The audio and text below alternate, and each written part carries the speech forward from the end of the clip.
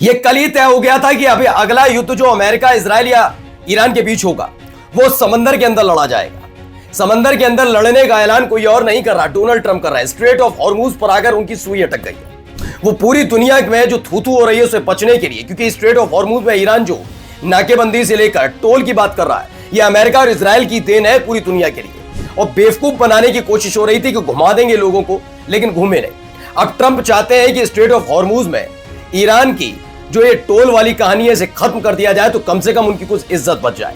तो उन्होंने एक दावा कर दिया, अमेरिका के हिसाब से सुबह 10 बजे और ईरान के हिसाब से शाम को 5:30 बजे वहां पर अमेरिका स्ट्रेट ऑफ हॉर्मूज के इधर उधर दोनों जगह नाकेबंदी का ऐलान कर रहा है। ये नाकेबंदी अकेले नहीं कर रहा, उसने तमाम देशों से कहा आओ हमारे साथ, हम आपके साथ हैं और हम अब ईरान के शिप को नहीं जाने देंगे ईरानियन पोर्ट पे।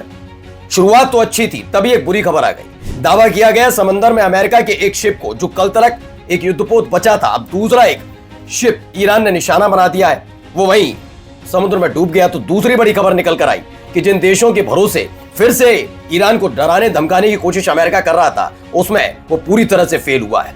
जी हां, एक एक करके तमाम देशों ने लताड़ लगाई। और तो और जो ट्रंप चाहते थे वो ट्रंप के साथ तो नहीं हुआ, लेकिन अब्बास अरागची का जबरदस्त सम्मान हुआ है। कहां पर, कैसे, किस तरीके से, वो भी आपको दिखाऊंगा। और ताजा हमले इजराइल पर जो हो रहा है वो भी देखिए। और चीन को धमकी दी जा रही थी ट्रंप की तरफ से कि हथियार मत भेजना ईरान को, वरना भुगतना पड़ेगा। चीन के बाद रूस ने भारी भरकम मिसाइलें भेज दी है। नमस्कार, मैं हूं प्रज्वल गौतम और आप देख रहे हैं खबर चौक। पहले भाई इस खबर पर आइए, बड़ी खबर है। ब्लॉकेड की बात चल रही है। यूएस सेंट्रल, मैंने आपको बताया सेंटकॉम जो इसका नाम है, US to blockade ships entering और एग्जिटिंग ईरानियन पोर्ट्स। अमेरिका का जो सेंट्रल कमांड है उसके मुताबिक CENTCOM forces will begin implementing a blockade of all maritime traffic entering and exiting Iranian ports on April 13, 10 AM। यानी अमेरिका के हिसाब से सुबह 10 बजे ये शुरू होगा। दोनों जगह ईरान के जहाज अब ईरान के पोर्ट तक नहीं पहुंच पाएंगे, ऐसा दावा है। पहुंच नहीं पाएंगे जरूरी नहीं, नहीं पहुंचने दिए जाएंगे अमेरिका की तरफ से। लेकिन अमेरिका क्या अपने दम पर ये कर पाएगा, सवाल यही है।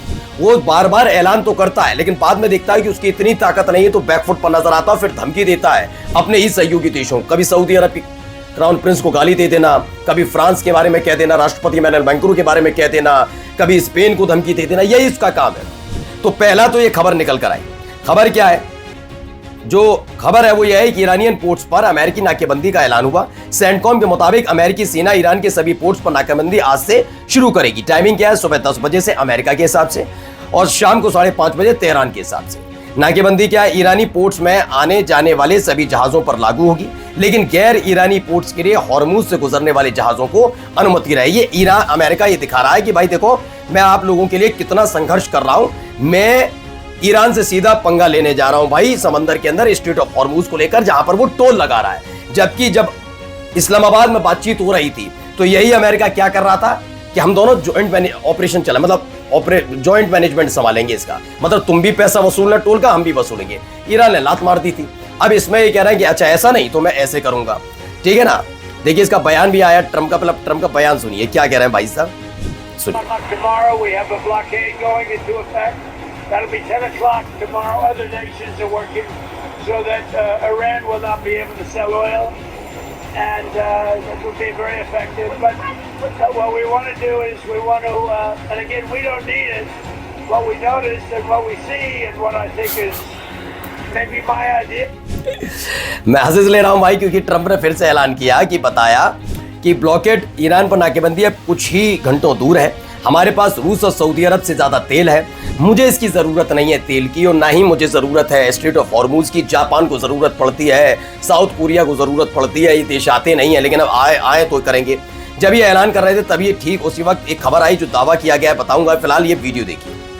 ये धू करके जल उठा है, ये धू करके जल उठा एक शिप है जो दावा किया जा रहा है कि समंदर में डुबो दिया गया। ईरान की स्ट्राइक के बाद ये हालात यहाँ पर पैदा हुए हैं। ईरान ने यह हमला किया है और उसके बाद कुछ इस तरह के हालात इस शिप के साथ पैदा हुए। देखिए किस तरीके से धू करके जल उठा, पूरे हालात खराब नजर आते हैं। दावा जो है वो at a very moment when Trump was boosting that Iran's naval power has been completely destroyed, the Iranian Navy sank a US ship that attempt to approach the port of बंदर अब्बास। बंदर अब्बास पहुंचने की कोशिश करने वाले एक अमेरिकी शिप को ईरान की नेवी ने डुबो दिया, ऐसा दावा किया जा रहा है। अब आते हैं कौन कौन से देश साथ आ रहे हैं या वाकई लताड़ लगा रहे हैं। तो देखिए, ऑस्ट्रेलिया के प्रधानमंत्री एंथनी अल्बानीज से ट्रंप को मिला जबरदस्त झटका। क्या हुआ? ट्रंप ने कहा कि हमारे सहयोगी देश हैं जो अपने युद्धपोत भेजकर स्ट्रेट ऑफ हॉर्मूज की नाकाबंदी में अमेरिकी नौसेना की मदद करेंगे। सबने कहा अच्छा, कौन कौन से देश हैं? ऑस्ट्रेलिया ने आगे आकर अल्बानीज ने क्या कह दिया? ऑस्ट्रेलिया स्ट्रेट ऑफ हॉर्मूज की अमेरिकी नौसैनिक नाकाबंदी में शामिल नहीं होगा क्योंकि हमें स्थायी शांति चाहिए और हमें ईंधन की स्थिर कीमतें चाहिए, युद्ध नहीं चाहिए। ये क्लियर कट बयान दे दिया। पहला तो ये आ गया, है ना। अब आइए, यहां पर एक दावा किया जा रहा है जो ये है, ट्रंप ने कहा हम उन नेटो देशों से अपना समर्थन वापस ले रहे हैं जिन्होंने ईरान के खिलाफ मेरी मदद नहीं की। स्पेन के प्रधानमंत्री पेड्रो सांचेज हैं, उन्होंने कहा हम शांति और स्थिरता हासिल करने में तेहरान के साथ खड़े हैं और पहले ही इन्होंने ऐलान कर दिया है कि ये खोलने जा रहे हैं भाई अपना जो स्पेन है ईरान के अंदर अपना दूतावास खोलने जा रहा है। उसने कहा भैया मैं किसी तरह का पंगा नहीं लूंगा, मुझे अपनी जनता को जवाब देना होता है। मैं वहां पर राष्ट्रपति बना, प्रधानमंत्री बने, जो चल रहा है हमारे यहाँ वो सब वहां की जनता की देन है, कोई ट्रंप ने थोड़ी ना बनाया है। ये क्लियर करके वहां से उन्होंने हाथ खींच लिए। इसी बीच ईरान का बयान भी आ गया। ईरान ने कहा कि ये ब्लॉकेड जो वाला खेल बोलते रहते हो, प्रतिबंध, ब्लॉकेड, बर्बाद कर देंगे, रिजीम चेंज, ये सारी चीजें जो बोलते हो, ये ट्वीट्स एंड फैंसी स्कीम नहीं होती है कि मनगढ़ंत कहानियां बनाओ और फिर ट्वीट पे जाकर अपनी कहानियां गढ़ दो। एक बच्चा नहीं होता रियल टाइप का बच्चा, जैसे वो आते थे पर छपरी टाइप आते थे, आपने सुना होगा, देखा होगा, छपरी टाइप नहीं आते थे कि तू क्या पगली मुझे देखेगी तो ये हो जाएगा टाइप के जो बनाते थे। ट्रंप ऐसी हरकतें करते हैं, मतलब कोई लेना देना, जो मर्जी है कर दो अपनी तरफ से, ट्रुथ सोशल पर डाल दो, करना क्या है, ना भी होगा तो थू तो वैसे भी हो रही है। वही हरकतें सब ट्रंप कर रहे हैं पूरे ओवरऑल। अब आइए, ये वो तस्वीर है, टाइम मैगजीन को लेकर दावा किया गया है कि टाइम मैगजीन ने इस बार अब्बास अरागाची को अपने फ्रंट पेज पर जगह दी है। The world hero of our time ये लिखा है।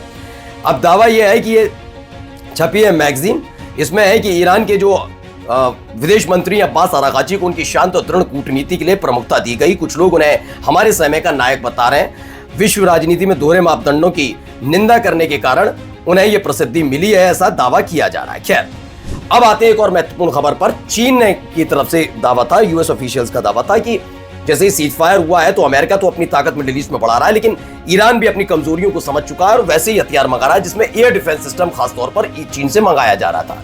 तो चीन को धमकी देने लगे, अगर चीन युद्ध विराम के दौरान ईरान को हथियारों की आपूर्ति करता पाया गया तो उसे बड़ी समस्याओं का सामना करना पड़ेगा।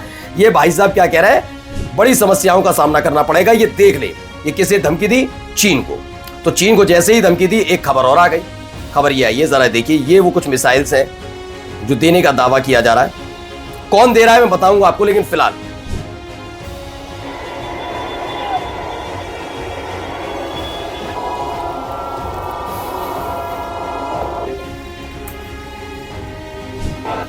तो ये खबर निकल कर आई है जिसमें दावा किया गया रूस ने ईरान को इस्कंदर मिसाइलें सौंप दी हैं।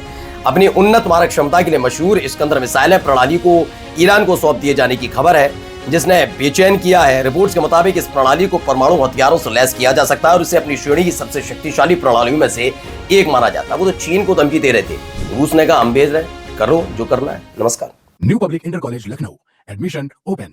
फॉर मोर इन्फॉर्मेशन कॉल 0522 282232 और 7755 089585।